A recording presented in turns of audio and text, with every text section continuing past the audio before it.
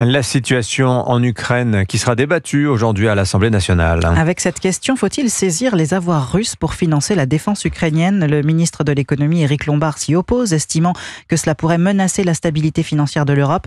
Marine Le Pen a d'ores et déjà annoncé qu'elle voterait contre cette résolution en l'état. Plus 25% sur l'acier et l'aluminium européen. Donald Trump a mis à exécution sa hausse des droits de douane. Des augmentations qui visent l'Union européenne. Bonjour Christophe Bordet. Bonjour à tous. On vient de l'apprendre, l'Europe riposte ce matin.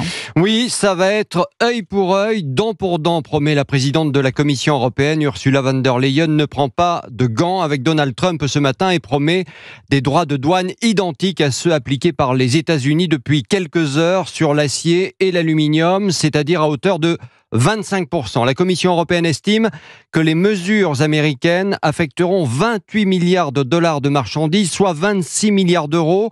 La réplique sera du même montant du côté des 27, entrée en vigueur dès le 1er avril prochain.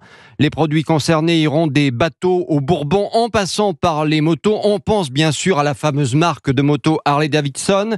Une réflexion des Européens est toujours en cours pour identifier, je cite, les bons produits à taxer pour être efficace.